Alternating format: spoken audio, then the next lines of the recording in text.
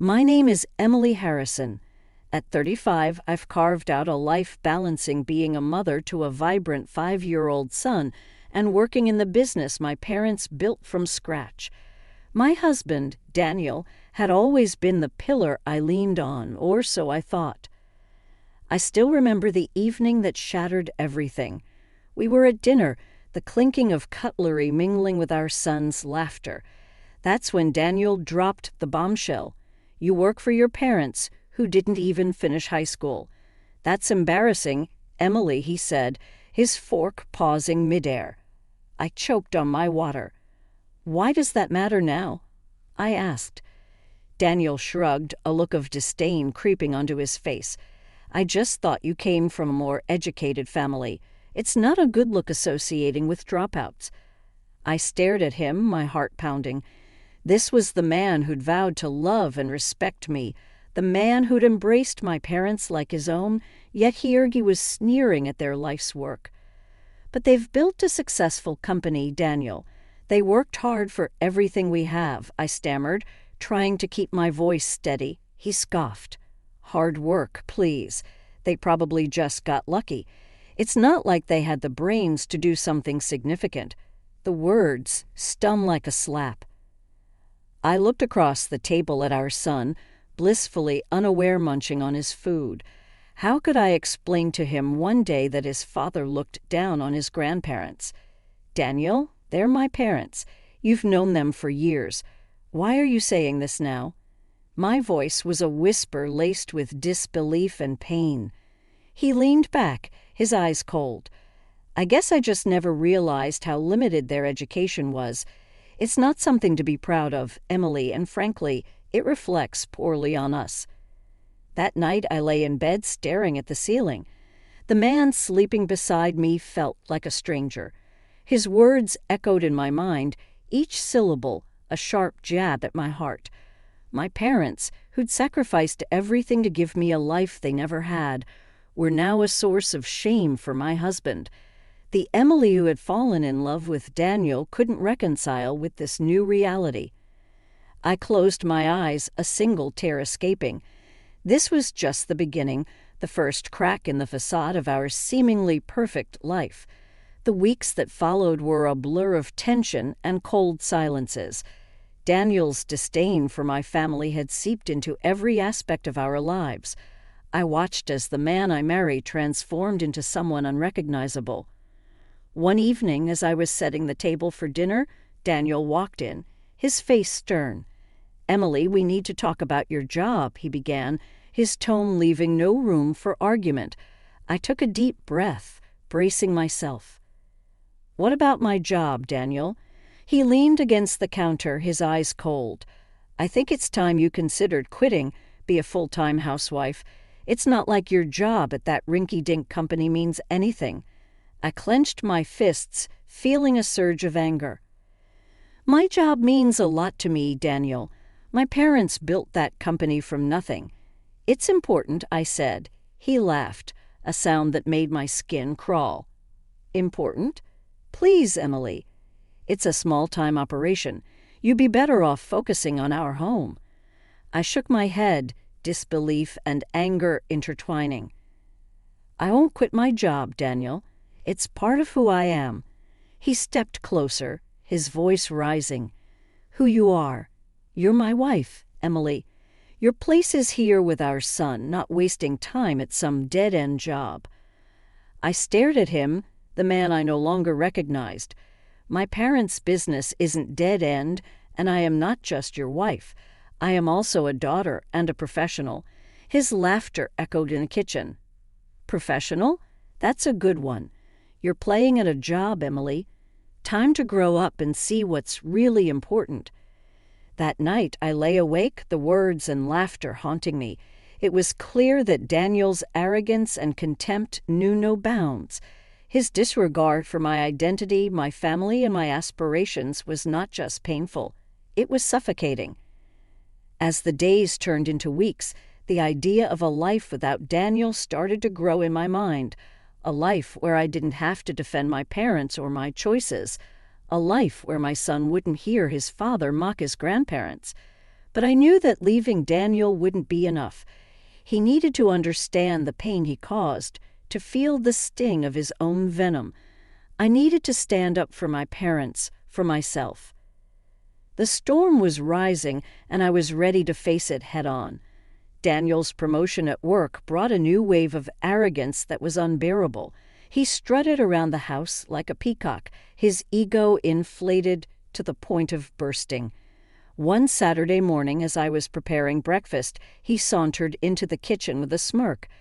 "Guess who just got a big promotion?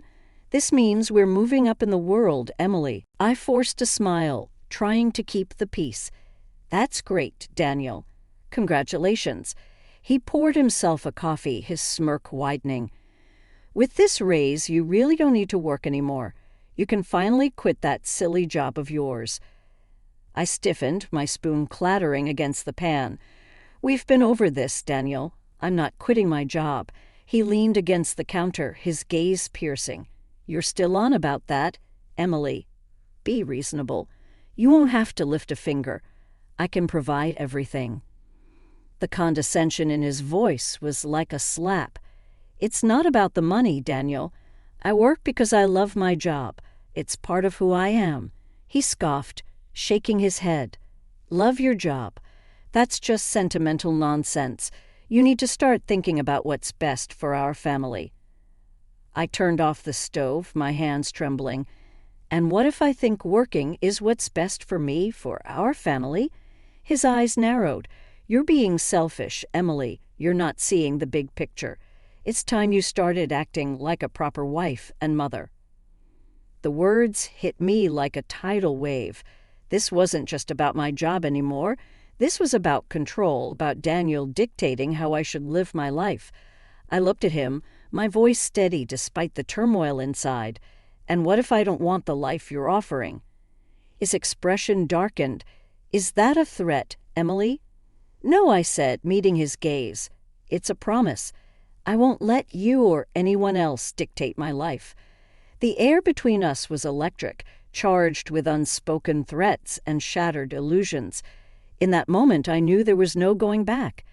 The man I married was gone, replaced by a stranger with whom I shared a house, not a life. As he left the room, the silence was deafening. But within me, a plan was forming, a plan to reclaim my life, to show Daniel he couldn't trample over me. The seeds of revenge were sown, watered by every condescending word and every dismissive gesture. It was time for Daniel to learn that underestimating me was his biggest mistake. The following weeks were a tense chess game with Daniel. His arrogance reached new heights, but I was busy laying the groundwork for what was to come. One day I was called into an unexpected meeting at work. My father looked grave as he introduced me to Mr. Anderson, a project manager from a collaborating firm. "Emily, we have a serious issue," my father began, his voice heavy with concern. "It's about a project your husband is leading." My heart sank. "What about it?" Mr. Anderson cleared his throat, his expression grim.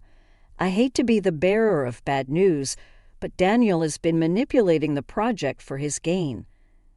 I felt a chill run down my spine. "What do you mean?" "He's been diverting resources to another firm, and there are rumors of him being involved with someone from that company," Mr. Anderson said hesitantly. The room spun around me. An affair.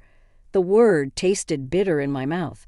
"We can't confirm that," my father interjected, his face etched with worry. "But the evidence against him is quite damning." I sat there numb.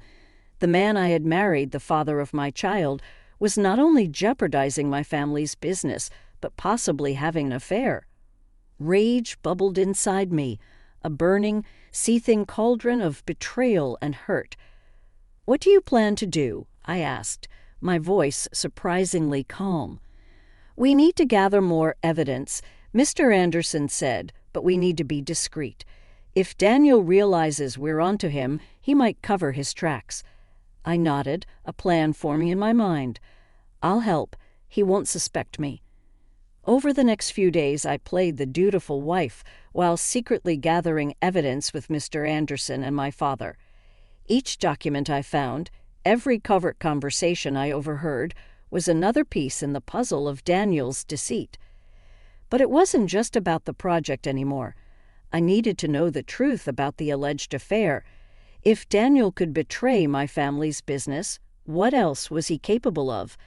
I hired a private investigator, my resolve steeling with every passing day. If Daniel was leading a double life, I would expose him for the fraud he was. The day the investigator handed me the envelope felt surreal. Inside were photos and messages that confirmed my worst fears. Daniel was indeed having an affair. Tears of anger and hurt blurred my vision as I looked at the pictures. But amidst the pain there was clarity. Daniel had underestimated me for the last time. It was time for his house of cards to come tumbling down. Armed with the truth, my determination to bring Daniel down became unshakable. I met with Mr. Anderson and my father, our meeting charged with a sense of urgency. "We have enough to go public with his misconduct," Mr. Anderson said, his voice grim.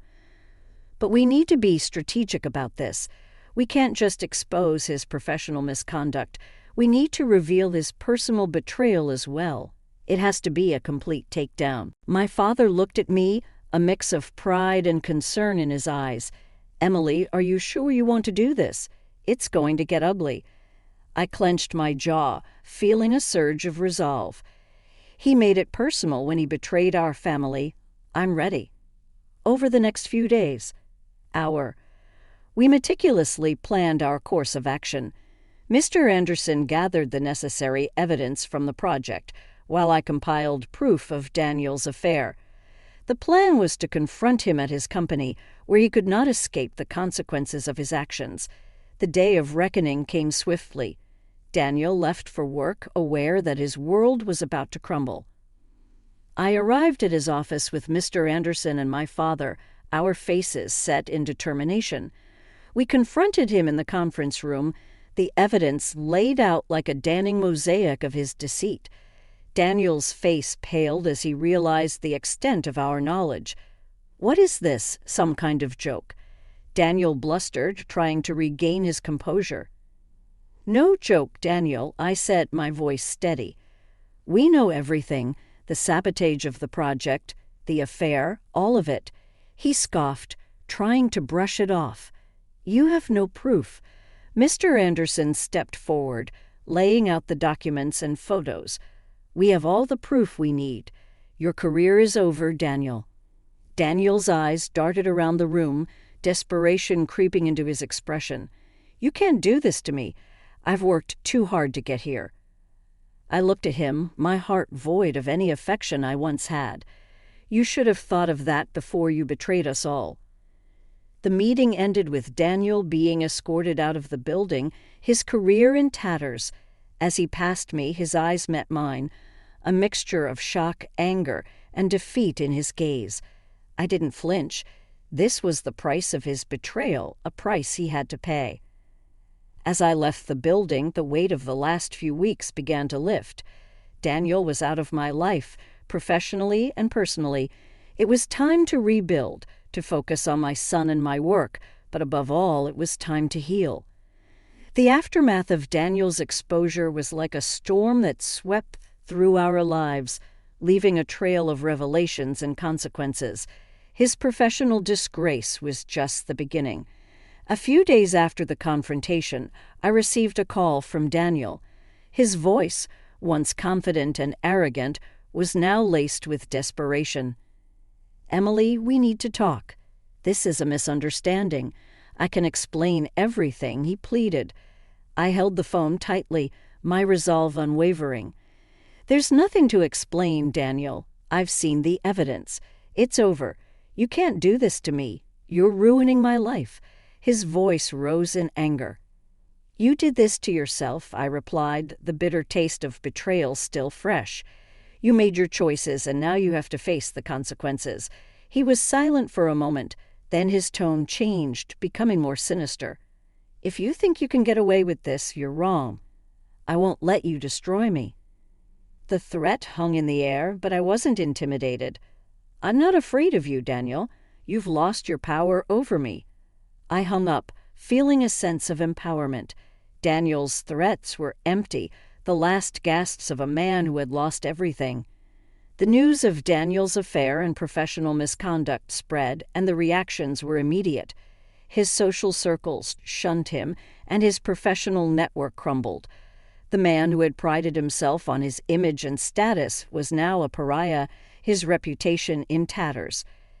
As for me, I focused on rebuilding my life. The divorce proceedings were straightforward, as Daniel had little ground to stand on. I was awarded full custody of our son and a significant portion of our shared assets. But it wasn't the financial settlement that gave me satisfaction. It was the knowledge that Daniel's downfall was of his own making. He had underestimated me, thinking he could control and belittle me without consequence. In the end, it was his arrogance that led to his undoing. He had sowed the seeds of his destruction, and I had merely helped them grow. As I closed this painful chapter of my life, I looked forward to a new beginning, a future where I was free from Daniel's shadow, free to be myself and provide a better life for my son. Daniel's fall from grace was a stark reminder of the price of betrayal and arrogance, a price he would continue to pay long after our paths had diverged. The finality of the divorce brought a mixture of relief and reflection. The house, once filled with tension and discord, now resonated with a quiet peace. My son and I adjusted to our new life, where laughter began to replace the echoes of arguments. One afternoon, while sorting through old photographs, my son looked up at me, his eyes curious. "Mom, why don't we see Daddy anymore?" I paused, choosing my words carefully. "Sometimes people change, honey, and sometimes it's better to be apart than together." He nodded, seemingly satisfied with the answer, and turned his attention back to the photos. In his simple acceptance, I found a strength I hadn't realized I possessed. The business thrived as I invested more of myself into it, my parents' legacy becoming a testament to resilience and hard work. The community rallied around us, their support a stark contrast to the isolation that Daniel now faced. Rumors reached me occasionally about Daniel's struggles. His career had stalled, his social circles had evaporated, and the woman he had an affair with had left him. It seemed that the life he had chosen was crumbling around him. I felt a sense of poetic justice in his downfall, but it didn't bring me joy. Instead, it served as a reminder of the cost of deceit and selfishness. My journey hadn't been easy, but it had taught me invaluable lessons. I learned the importance of standing up for myself, the strength in vulnerability, and the power of letting go. As I looked at my son growing up so quickly, I knew that the most important lesson I could teach him was respect for others, for himself, and for the choices people make in life. Daniel had become a distant memory, a chapter closed and left behind. My focus was now on the future, on building a life filled with purpose and joy. In the end, the greatest revenge was not in seeing Daniel's destruction, but in my own reconstruction. Rising from the ashes of our broken marriage, I found a version of myself that was stronger, wiser, and more compassionate. I had emerged from the storm not unscathed but undefeated, and in that triumph I found my peace.